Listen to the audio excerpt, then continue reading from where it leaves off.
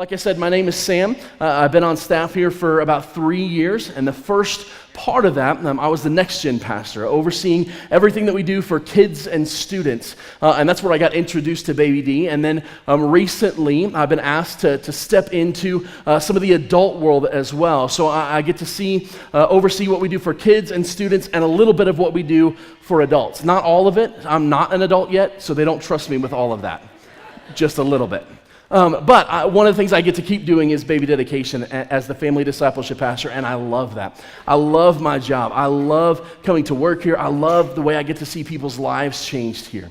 But when I'm not here, I'm at home, usually with my wife and my 4 children. We have 4 kids, 11 to 5. They are amazing and a handful all at the same time. We are really looking forward to this week of spring break. I don't know if you guys are, but we've got some plans to just spend some time together, to hang out. And I love doing that. I love spending time with my family. But when I'm not here and I'm not with my family, you can probably find me somewhere in the mountains. I love to go mountain biking. I love to go fishing. I'm learning to fly fish. I love to go hiking. I love to hunt. In fact, I've just recently picked up hunting, and I'm determined this year to shoot a turkey. Some of you may be offended by that. It's okay. It's really, you eat one every year at Thanksgiving. Don't pretend like you don't, all right? I'm just getting it fresh, all right? But here's the thing, right? I really want to go get a turkey this year. And so last Friday, I had the day off, and so I went to the Department of Wildlife, and I said, hey, look, I need some help here because I am going to get a turkey. And what you don't know is that there's a little bit of a competition here on staff because there's a certain individual here, his name is Brian. He's a good friend of mine. And it took Brian like 3 years to get his first turkey, and I'm determined to beat him, right? It's not unhealthy at all, I promise. And so, but I'm determined to get a turkey. So I talked to him, I said, hey, look, where are the birds? Like, you just got to help me out here. Where can I find some turkeys? And they said, hey, you might try this area, or you might try this area, or there's some reports that there's some over here. And I said, okay, I'm going to go check that out. So it's a Friday.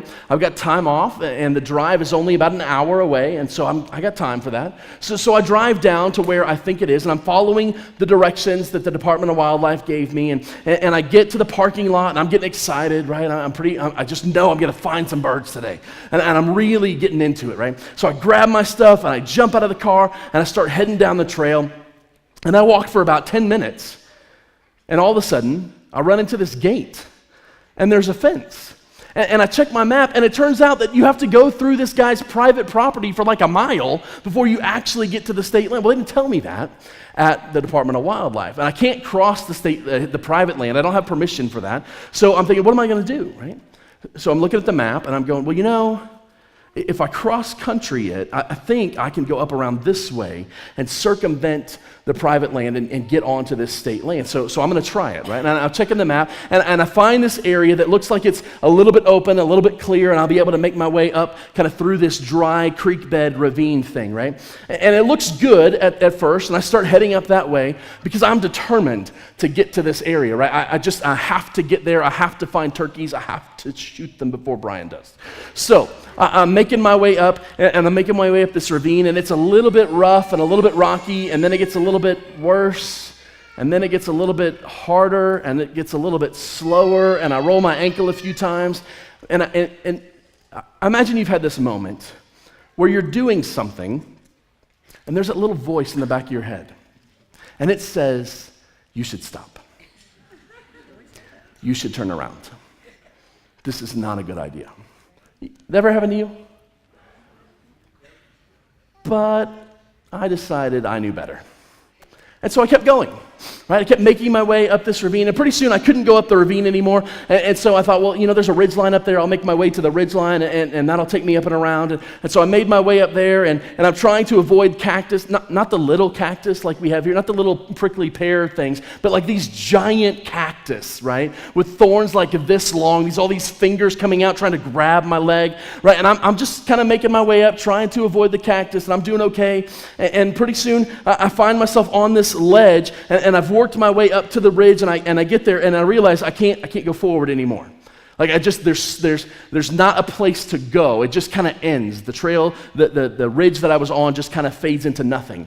I go, okay, no big deal. I look right, and it's mountain, and I'm going, well, I'm not going up that. And I look down, And somehow I've managed to come up like 30 feet above this ravine, so I'm not going back down there. And I thought, well, this is terrible, but I'll have to turn around and backtrack a little bit. So I do. I turn around, and I'm looking at how I got up here, and I'm going, I don't actually know how I got here. Because I'm not going back down that. That ever happened to you? You ever find yourself in a situation, maybe it's not hiking, maybe it's not exploring the wilderness, but somewhere in your life, you get to this point and you're like, okay, I can't go this way, I can't go this way, I can't go this way, and I don't know how I got here. I'm stuck, and I don't know where to go from here. I think we've all had an experience like that, where we just don't know what to do. And what I want to share with you this morning, something that Jesus said. And I think that if we will do this thing that Jesus said, I think if we will follow him the way he asks us to, that we can avoid some of those moments in life, that he'll guide us through them, he'll guide us away from them, that he'll keep us from those moments. And so we're going to be in the book of John chapter 8. If you have your Bibles, you can go ahead and turn there, starting in verse 12. If you don't have a Bible, that's okay. We're going to put it up on the screen for you, and so you'll be able to follow along that way. But understand, before we just jump into the text, where we're at here. Jesus has spoken a few times in public now, and word about him is starting to get around, and there's kind of a buzz about who Jesus is and who he's not, and amongst the people there, and amongst the Jews, and amongst the religious leaders called the Pharisees, and there's all this talk about Jesus, and nobody's really sure what's going on or who he is, but they all have kind of an opinion, and Jesus, it's in that context that Jesus gets up and says these words to all of the people there. He says, I am the light of the world. Whoever follows me will never walk in darkness, but will have the light of life. Man, doesn't that sound good? To never walk in darkness, to never lose your path, to never not know where you are, to be able to find your way all the time. Jesus is promising us here, I'm the light of the world, follow me, and you'll never walk in darkness. But before we can get to what that looks like, I think we need to understand all of what Jesus is saying. So in this context, there's these people in the crowd. They're called Pharisees. They're religious leaders of the day. And they heard Jesus say, I am the light of the world. And I'm guessing that they probably were immediately reminded of a passage in Isaiah in chapter 9 where there's a prophecy about the coming Messiah. And so they're hearing Jesus say, look, I'm the Messiah. I'm the one who was foretold. I'm the one who was coming. And they call him a liar.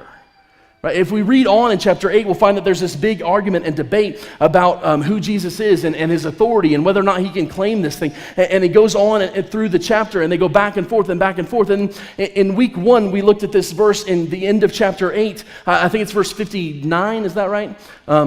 58, I was close. At the very end of this chapter where Jesus says, truly I tell you, before Abraham was born, I am. And in that moment, they know Jesus isn't just claiming to be the Messiah. He's not just claiming to be an advisor or a counselor. Jesus is claiming to be God himself. That name, I am, is the name that God called himself when he spoke to Moses in the burning bush. And we looked at this 2 weeks ago in the first week of this series, and you can go back and listen to that some more. But here's the point, right? Jesus is saying, look, I am God. And John's gospel would back that up. If we back up to chapter 1 of John, if we look at John chapter 1, verse 1, it says, in the beginning was the Word, and the Word was with God, and the Word was God. He was with God in the beginning. Through him all things were made. Without him nothing was made that has been made. In him was life, and that life was the light of all mankind. The light shines in the darkness, and the darkness has not overcome it. And Jesus claims to be that light. Not a light, the light. He claims to be God, the one who put the world together, the one who was there with God in the beginning. Who spoke the heavens into place, who spoke and light came about in Genesis chapter 1. The one who said, let there be plants and animals, let there be a life on the earth. The one who breathes into you, who keeps you breathing right now. The one who formed you when you were in your mom's body. The one who put you together. This is who Jesus is. He says, I'm not a prophet. I'm not a counselor. I'm not an advisor. I am God. And it matters. Because, like me, you probably have counselors and advisors in your life. I have a financial advisor. I talk to him about once a year about how I should diversify my portfolio, which is a joke because what he tells me is you need more money. My boss is in here, by the way. I just want to make sure you heard that, boss. But it's not my words, it's the advisor. Anyway, so there's this advisor, right? And he tells me what I should do, right? He says, hey, I think it would be a good idea if you put some money over here. It's probably a good idea if you do this. It's probably a good idea for you to look at your life insurance policy and all these things, right? And he gives me this advice, but it's my decision at the end of the day, right? I take that advice and I go, I like what he said over there. I like what he said over there, but I'm not going to die, so I'm probably fine, right? Like, I get to make that choice, right? Because he's not a dictator. He doesn't direct my life. He's an advisor. He's a counselor, right? He helps me to know what I should do. Some of you have doctors that give you advice. It's wise, by the way, to follow your doctor's advice. But sometimes you have to deviate, right? Because circumstances get in the way, right? Life gets in the way. But here's what Jesus says. I'm not your counselor. I'm not your advisor. I am the Lord your God. And so when I give you advice, it's not a suggestion.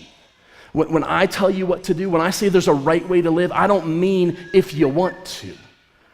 I'm God. I know what's going on. And so Jesus offers, it's incredible to me that the God of the universe doesn't just expect us to figure it out and worship him blindly. He doesn't just say, hey, look, I'm God and I'm so much better than you, so you all just figure it out, right? That's not where he leaves us. What does Jesus say? Come follow me. I will show you the way. I will show you how to have the light that brings life. So Jesus offers to show us the way.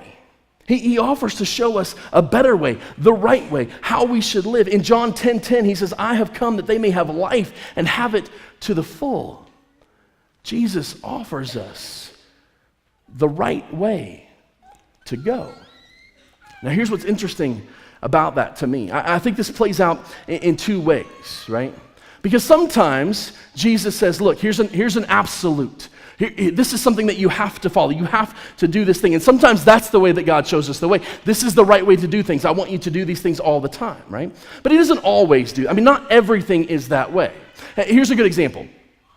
In my house, my wife and I mostly share doing the laundry. Not always, but mostly. I have a particular way that I like to do things.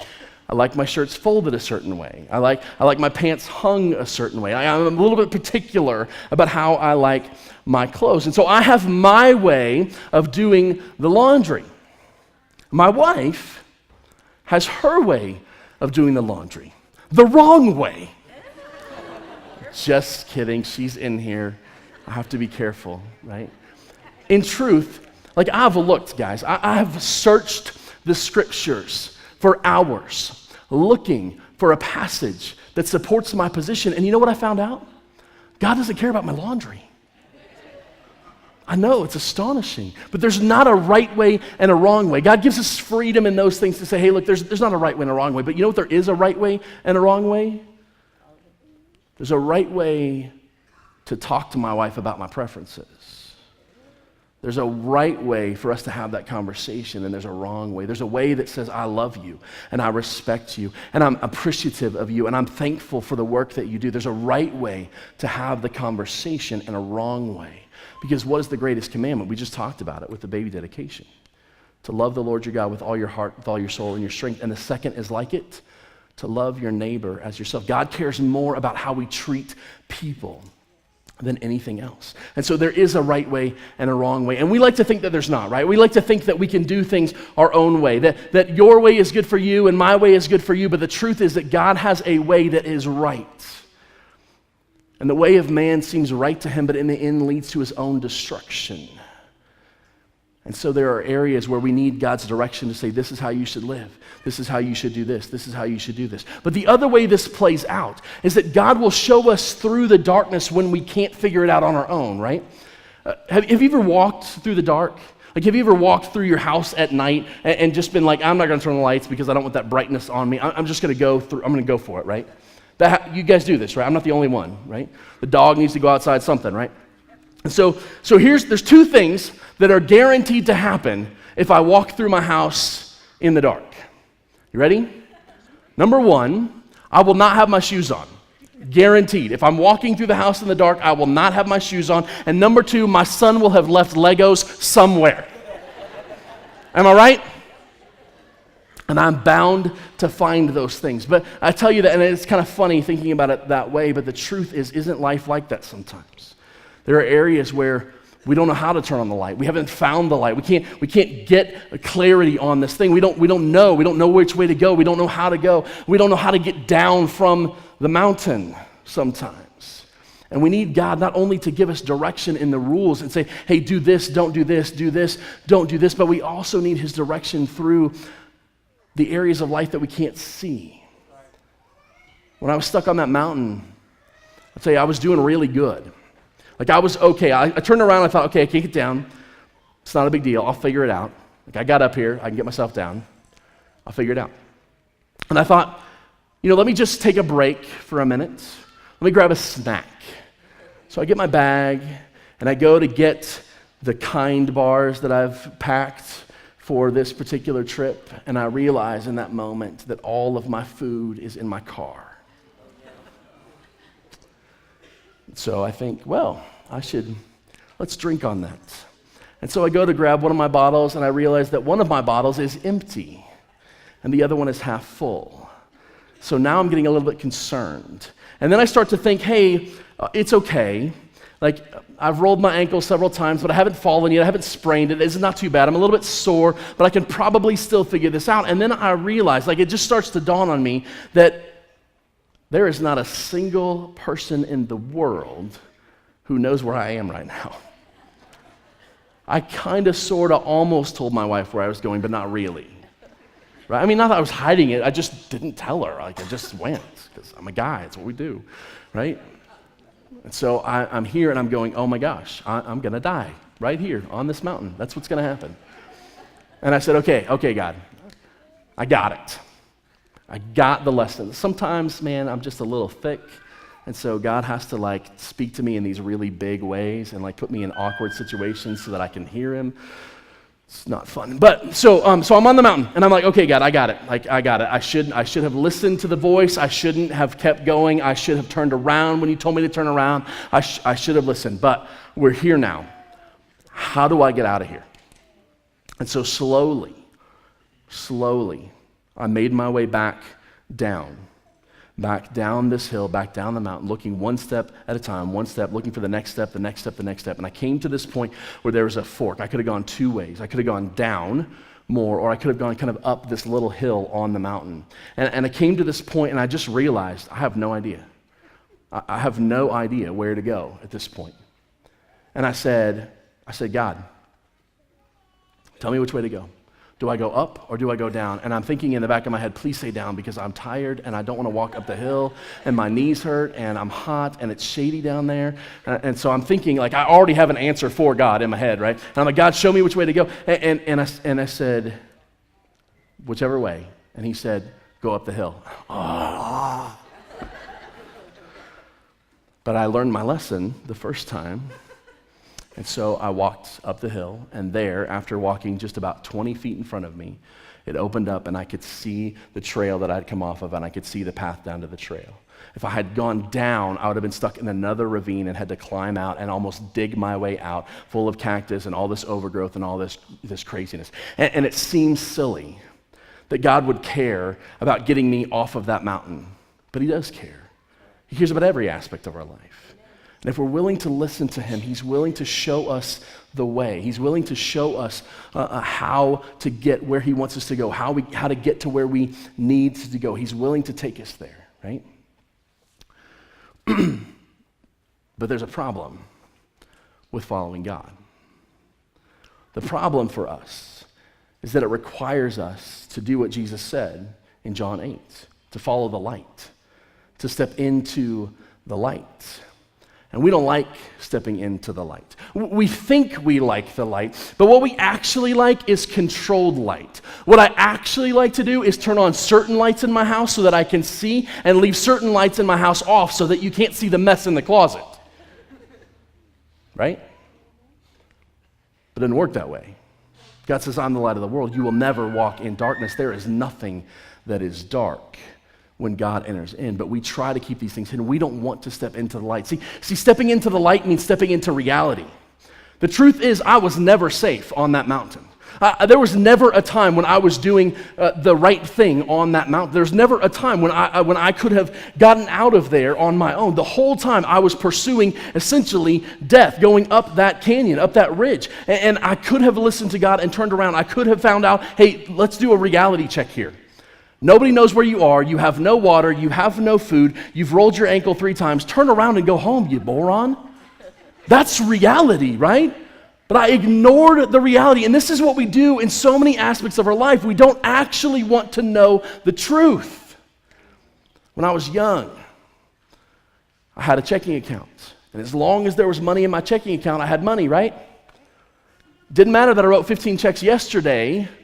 Right now, it says there's $1,000, we're going out to dinner. The reality check came when I bounced a check. But there never was money there. The reality was it wasn't actually there. And here's what God says. Look, when you step into the light, you step into reality, but we don't want to step into reality because we want to keep our stuff hidden.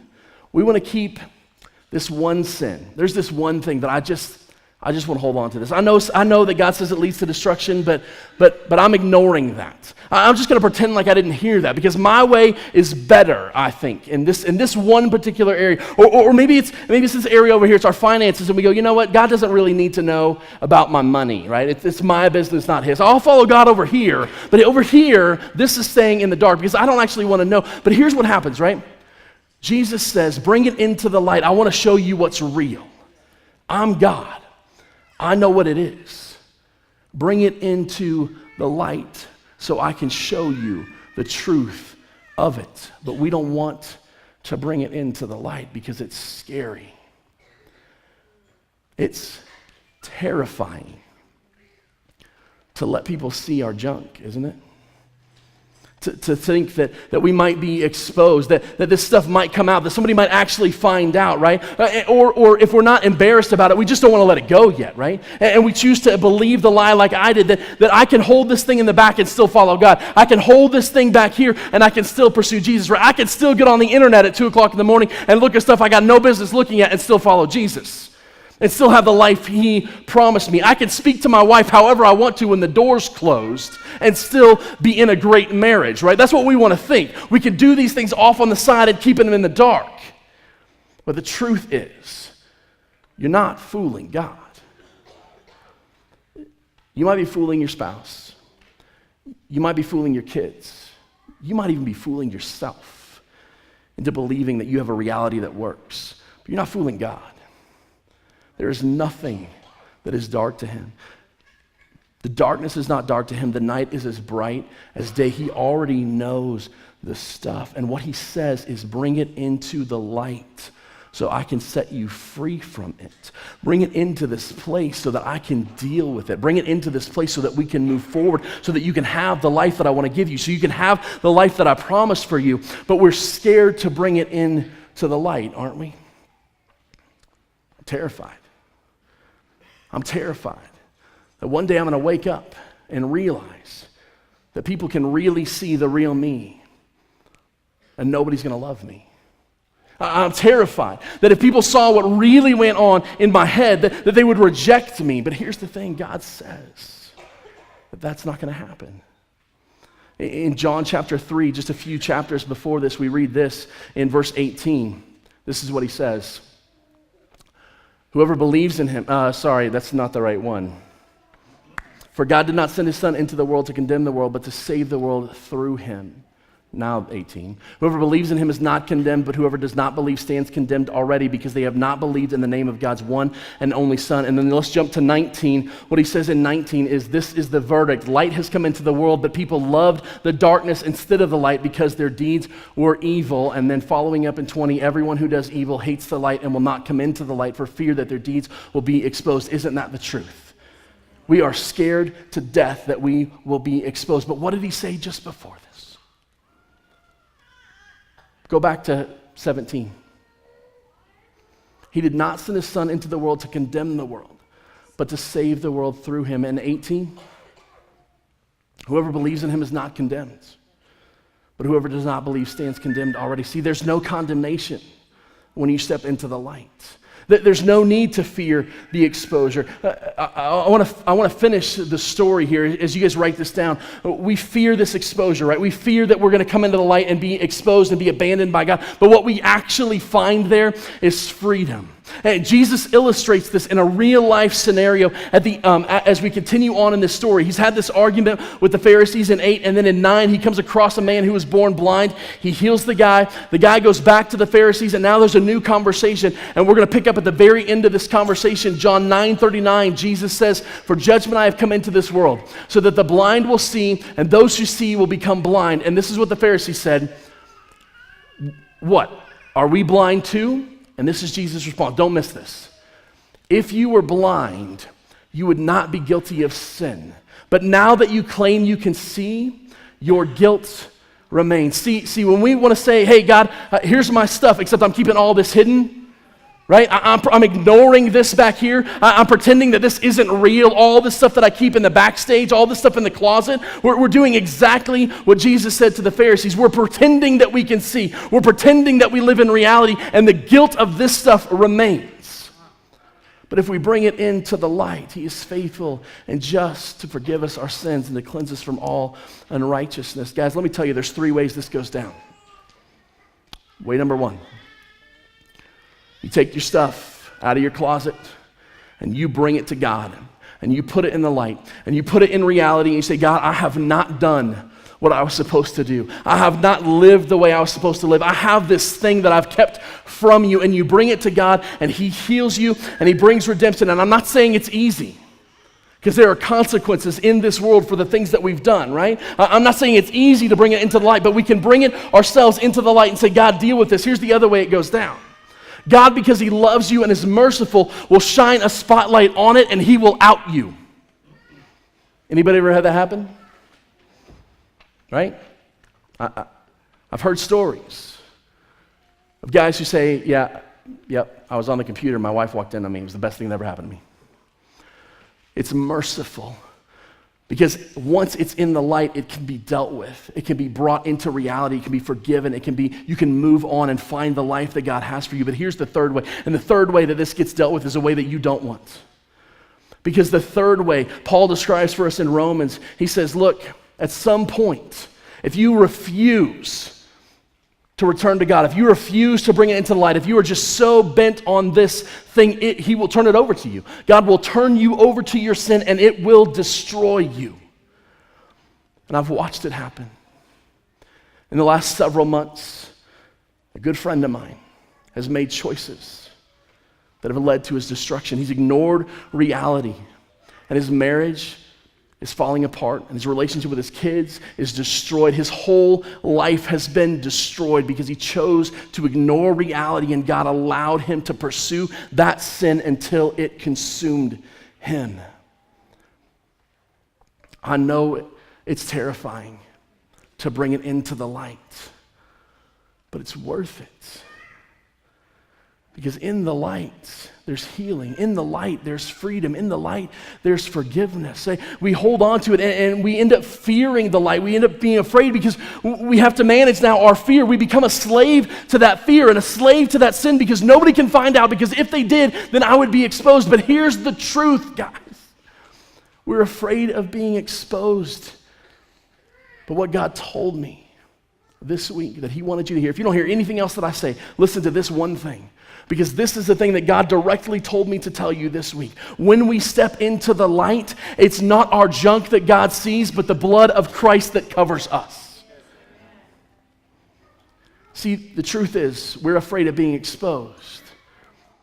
But Jesus Christ, the only one who was able to keep the law, the only one who was able to walk in the light his whole life, the only one who was able to do it perfectly, Jesus Christ went to the cross on your behalf. He died in your place. He took your sin, your punishment, what you deserved on himself, and part of that was exposure. Do you realize that you don't have to be exposed? Because when Jesus went to the cross, they ripped his clothes off of him and they gambled over who would get them. Jesus was exposed for you. You are not abandoned because Jesus was abandoned for you on the cross. He cried out, my God, why have you forsaken me? Jesus was abandoned so you don't have to be. And Jesus died so that you could have the life that God wants for you. But it requires that you step into the light, that you bring it all out and let God deal with it.